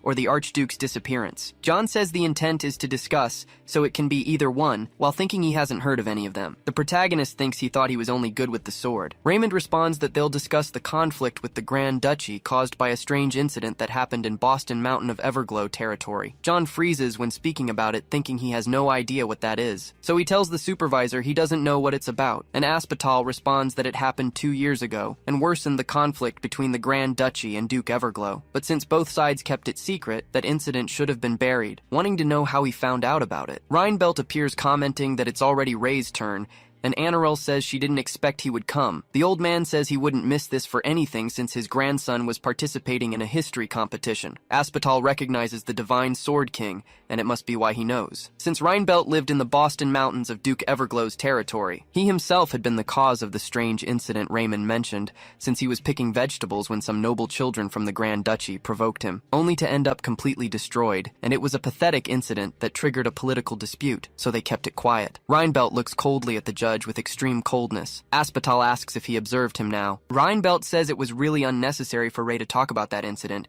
and doesn't want it to get worse, so they should keep it low, and Aspital thinks he's intense. But he says John doesn't seem to have anything to say to discuss the topic, and the boy asks for some time. But it ends with Raymond being the winner of the category, and both sides celebrate and complain about it. Benjamin says the next match is mathematics, and thinks they'll crush them in the next round. But Amon says they forfeit this category. As far as he knows, there's a forfeit system in these exchange matches, and there's no problem using an existing rule, and Aspital says forfeiting is a huge disgrace. The protagonist says he only has 3 students participating in his academy, and can't let 2 students participate in 2 rounds each, nor 1 student in 3. It would be too exhausting for them, and he values his students more than his honor. But Amon thinks that of course it's a lie, and he doesn't even have a math teacher. Besides, when he asked the kids to look, telling them they had 5 apples and Boris ate 3 of them, then Raymond brought 3 more, and Chloe along with him ate 1 each, and then Boris ate 2 more. They want to know how many apples were left in total, and Chloe raises her hand, saying they're going to take Boris's life since he ate 5 apples by himself. Boris trembles in fear, saying he doesn't even like apples. Raymond tries to answer that 3 or 4 were left, but the answer was wrong. Eamon thinks that right there he was finished in this category, and so they gave up competing in it. Benjamin says the next one will be the science category, but Amanith Academy forfeits that too. So victory by forfeit goes to Bestrick Academy, making it a tie of 2-2, and the director is surprised. Anirel questions where his smile is,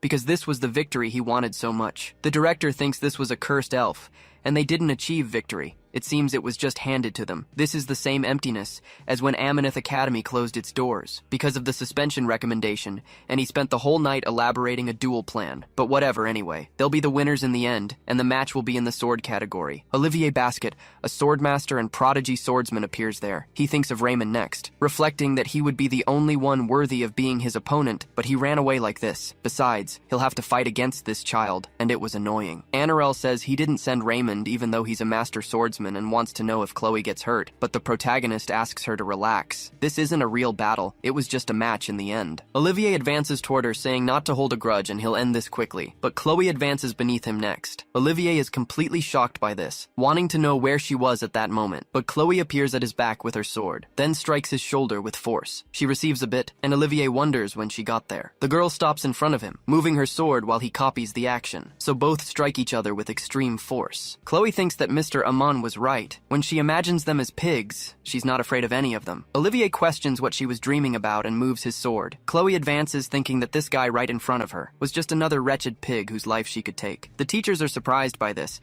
while Chloe gains 4 more points anyway. Olivier says she was lucky to get those points. But the girl questions what did he say, and he should speak like a person, since he's a disgusting pig.